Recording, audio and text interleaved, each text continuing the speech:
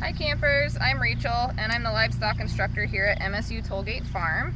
And with me I've got Friday. Friday is a pony and she's a mare, so that means she's a female.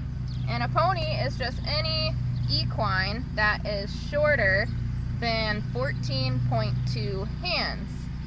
So does everybody know what a hand is? A hand is how we measure a horse's height. So it's actually 4 inches, and historically they would turn their hand sideways to get an approximate measure of the height of a horse. But now it's standardized, it's 4 inches from level ground, so preferably she'd be standing on concrete or some kind of level, smooth ground. And we'll measure from there all the way up to the highest point of her withers.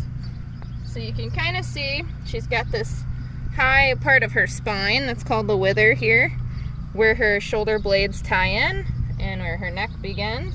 So that's kind of where the highest point would be there. And she is just over 12 hands.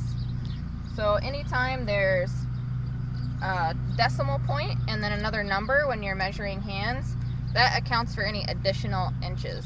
So if she's 12.1 hands, that means she's 12 full hands plus an additional inch at her shoulder, or at her wither there.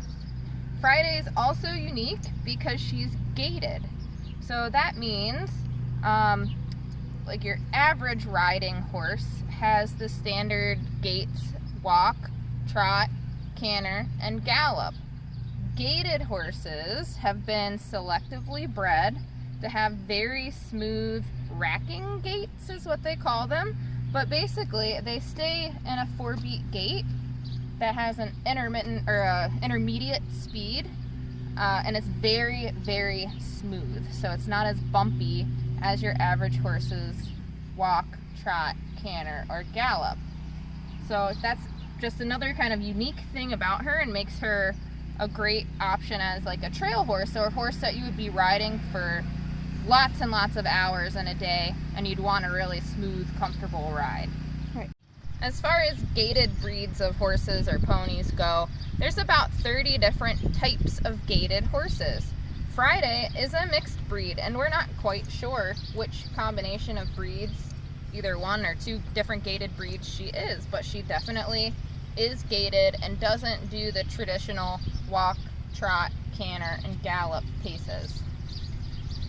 Another interesting thing about Friday, she's 27 years old. So that is relatively geriatric, or old, for a horse. So a pony, similar to dogs, like smaller dogs tend to live a little bit longer than larger dogs. Same thing goes for our equines. So our ponies, like Friday, tend to live a little bit longer than our larger breed horses. So 27 is still pretty advanced for her. We would expect ponies that are well cared for and are generally in good health and don't have any genetic or hereditary health issues to live well into their mid-30s on average.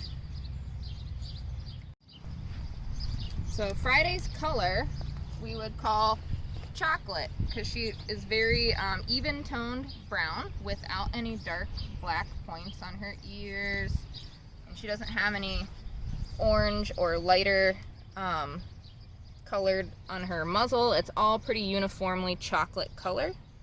She's also got kind of just a little bit of a snip here on her face, or she's got some white hairs.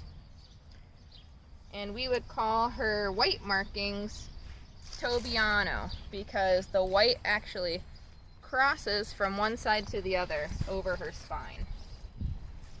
So you can see where she's got white that goes from the left side of her body across her spine to the right side. So we call that chocolate with Tobiano markings. She's very pretty. You can see her hair gets bleach blonde in the summer at the tips.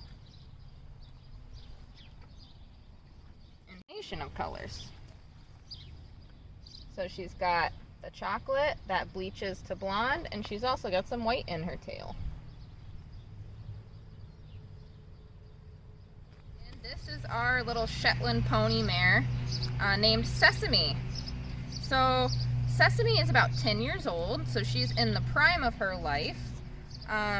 ponies do tend to live a little bit longer, typically into their mid-30s is average, you know, as long as they're well taken care of and they don't have any other health issues that may be hereditary or otherwise. Sesame's color, she's also chocolate, like Friday, our other pony. And she's got Tobiano markings as well, so that just means that the white markings she does have do cross over her spine on either side of her body. She's got beautiful white bits in her mane too. She's about 9 hands tall, so remember we're measuring from level ground to her wither here, so the highest point of her wither, kind of where her neck begins and where her shoulder blades are tying in, that's her wither. She's only 9 hands. So what kind of job would a Shetland pony do on a farm? She can't carry a very big rider, so typically horses can only tolerate about 20% of their body weight, and we think Sesame weighs about 300 pounds. So she really couldn't carry a very big rider, and really just a very small child. So that's really not ideal, you know, to have a horse that can only carry very tiny children. But she can pull a lot more weight if she's pulling a vehicle like a cart or a wagon.